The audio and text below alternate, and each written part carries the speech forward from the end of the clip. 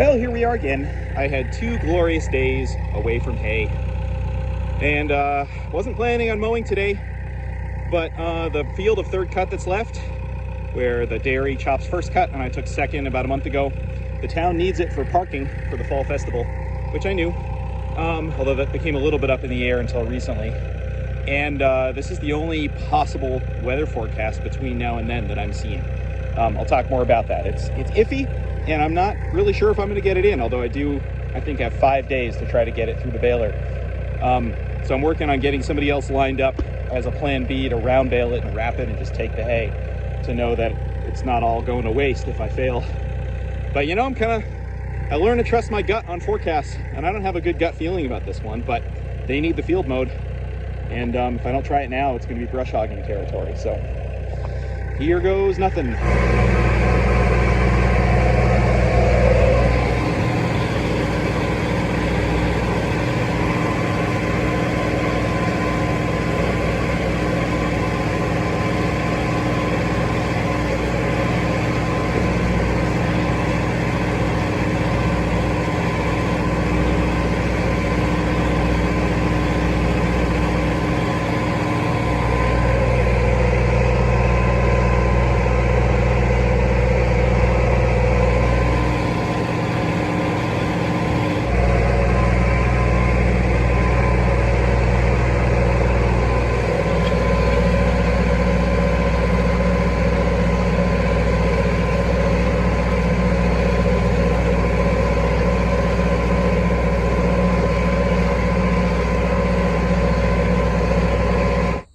Well, we're committed now. Like I said, this is third cut. It's had about 8 weeks of regrowth. I did fertilize it between second and third. I put down around 30 pounds an acre of actual nitrogen, as we do the math on how much 20-5-25 that was. Yeah, there might be 100 bales here, maybe 120. It gets a little thicker in the middle, thinner on the outsides. I don't know. And we should have at least 5 days here. So really, I'm not as worried about getting it cured down, even though I'm still not going to baby it.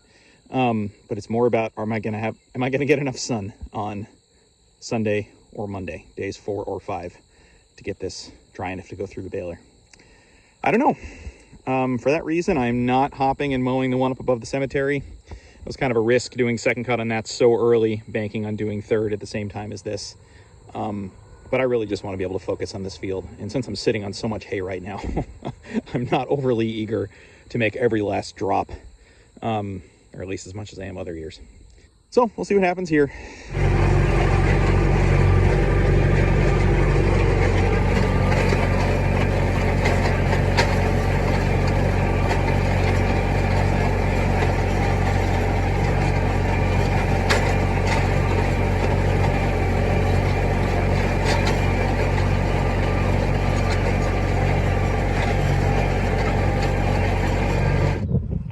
Well, it's 11 o'clock on day 2. A lot of this. The ground is still, it's still a bit wet. The wind breeze is blowing. I'm hopeful to ted it right now. I'm going to see how this all seems. I don't know. If it's still soaking wet, I'll leave it and come back 1-ish or something. Oh boy. Well, right or wrong, I'm going to ted it, at least just to break the surface tension on all these water droplets. I think we actually got some showers last night. Nothing that registered on a rain gauge, but the ground was awfully wet. So I don't know. Tomorrow's supposed to be more of the same. Sunday might be the only sunny day. This might be a pretty losing proposition, but since they needed this for parking, I think it was either this or brush hog it. Well, everything's soaked, but what's coming up is greener. So I don't know. We'll see with this breeze. Can I keep curing hay that's soaking wet?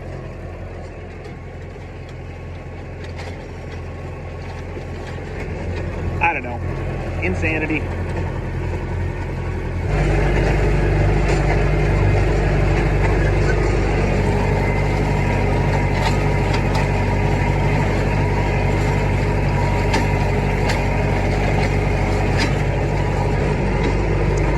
Well, it's actively misting right now. I can feel little water droplets. Oh boy.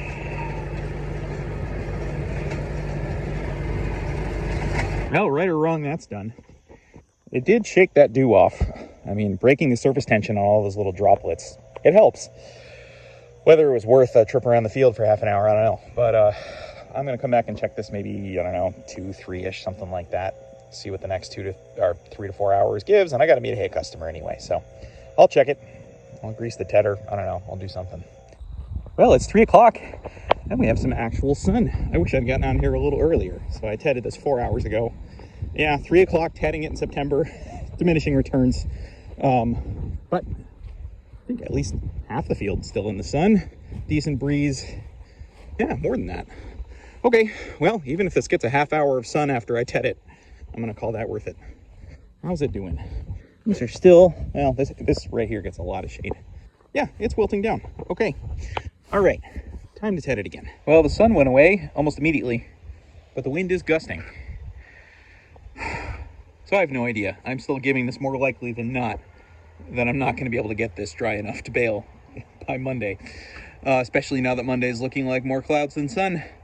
Might be the only day of sun. The only day of sun might be Sunday. Tomorrow's supposed to be another day like this. So I have no idea. But you know, I'm just driving in circles.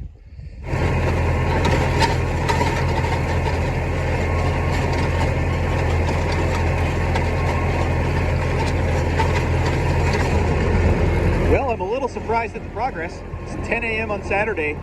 Really low dew last night.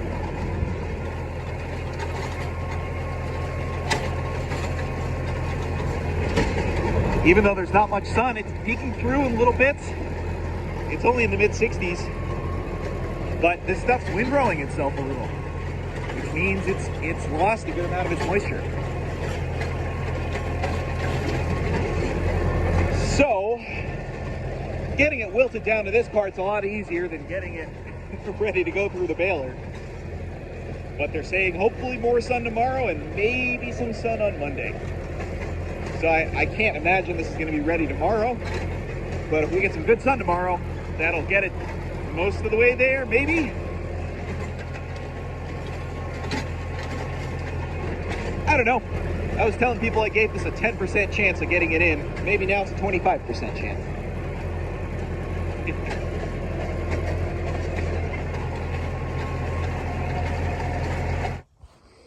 All right, it's about 1 o'clock, a little after. So this has been sitting for 3 hours. It's been some decent breeze today, little bits of sun peeking through. But we actually have some crispiness on the top here. So I'm definitely tedding this once more. You know, I kind of, boy, my MO often when it's at this point would be to throw it in windrows late in the day. But I'm not sure how important that really is. I think getting this flipped around one more time, it'll kind of pseudo windrow it. And yeah, focus on tedding it up and then raking it tomorrow. I think that makes more sense. So we'll see. I try not to do these little updates on a hypothetical, but those are my current thoughts.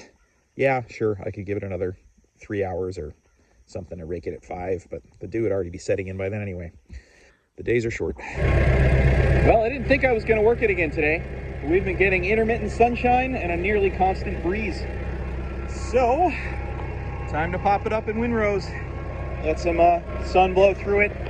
With this late stuff, if I'm going to have any chance of getting this, I got to give it every little advantage I can. And aerating it, getting it scraped up off the ground, letting the evening breeze blow through it, and then minimizing how much dew hits it tomorrow morning. It's kind of like rain at this point, where when it's all spread out thinly, you're going to have way more dew interacting with each piece of grass versus if it's in a windrow. So I'll ted it back out tomorrow, lightly. It's kind of that scrape it up at nightfall and spread it out for the day strategy that I use sometimes. It's a lot, but yeah, I don't know, going for it.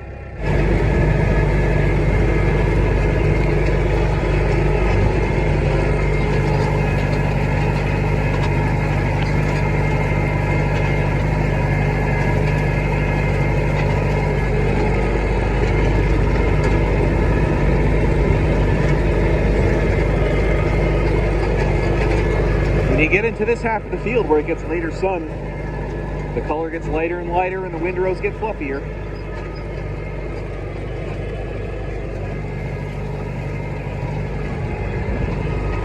I think in the fall, late sun definitely beats out early sun. understandably. Plus, I mean, this end actually gets early sun too. The tree line's way over there. Not half bad windrows for third cut though. Honestly, if I manage to get this, bale count is going to completely depend on moisture. If there's any dampness, they're going to pack right in there. Ooh, a little too far over.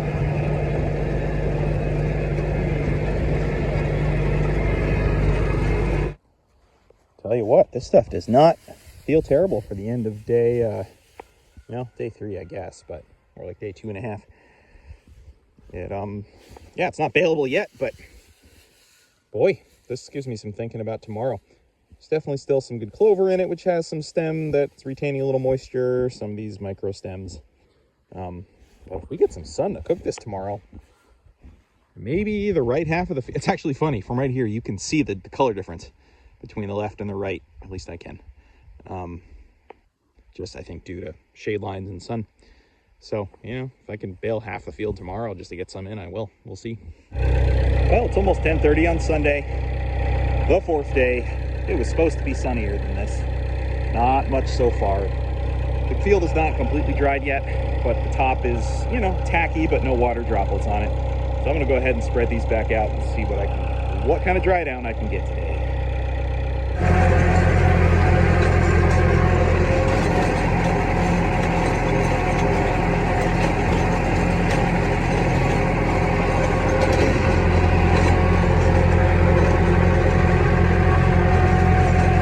Been about 3 hours of intermittent sun, some breeze, but also some cloudiness. But we have some legitimate crisp on the top layer here. Boy, I still don't think it'd have to be sunny for the next several hours to get this through the baler today. But I am going to fluff it up with the tedder again and then rake it in a couple hours. And then maybe do the same thing again tomorrow. It's making progress. I'm seeing less green and less green little stems in it. So I don't know, they're teasing mostly to partly cloudy tomorrow and Tuesday. Feel like Sisyphus, but I'm gonna keep trying.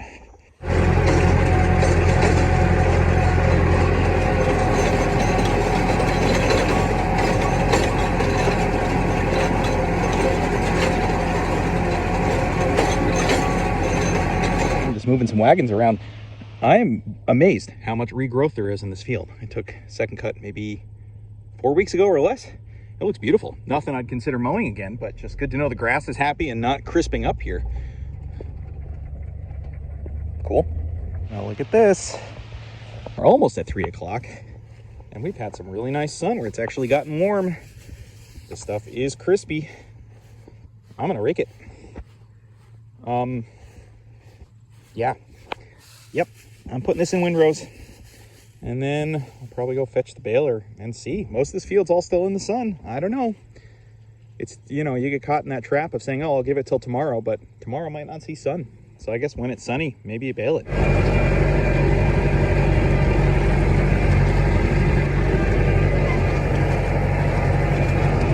Well, when the sun is out, it feels pretty great.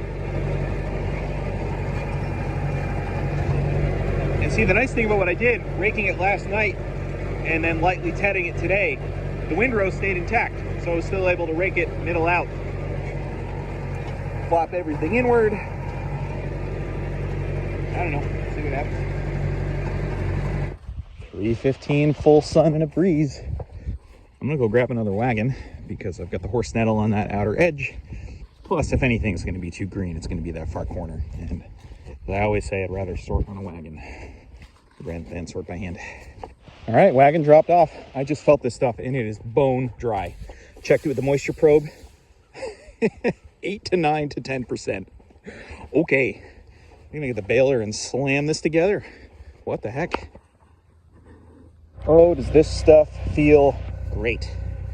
You can tell there's a few of the smaller stems still holding on to a little bit of moisture, but the rest of it's coming in 9 to 10% on the in-baler monitor. And I'm gonna take the gamble that that's gonna even itself out, even if there's a little bit of a moisture spike. Worst that happens is they're feeders, and I didn't even know if I was gonna get it baled for that, so we're going for it.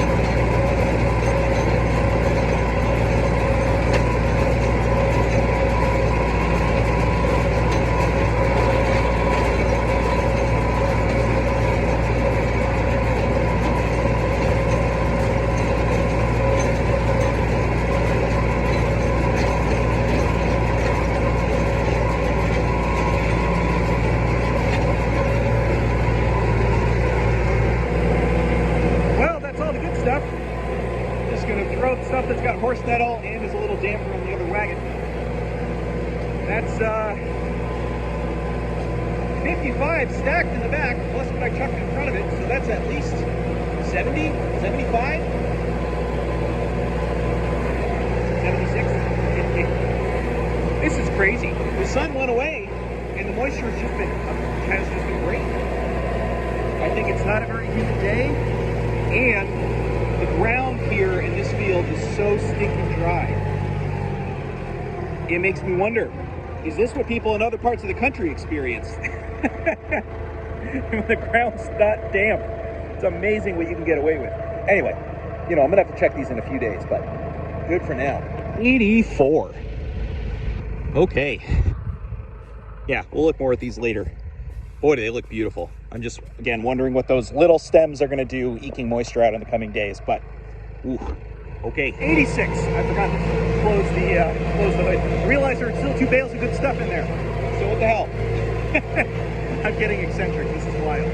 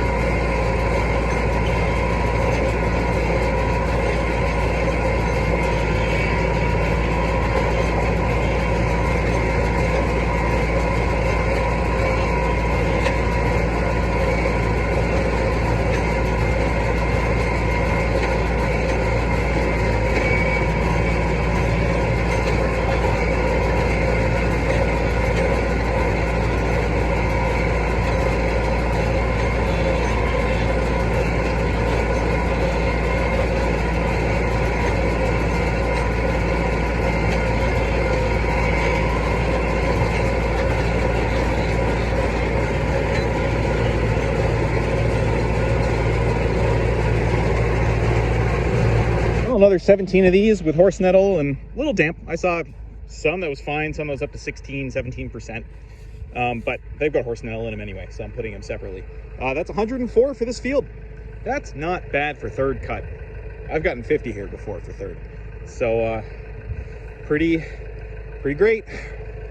I'm gonna park the full wagon undercover, well, almost full wagon, the fuller wagon undercover, check it in the coming days.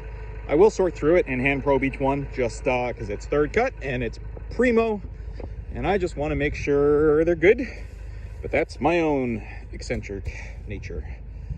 But aside from just the little stems that are still holding on to moisture, the rest of it is bone dry.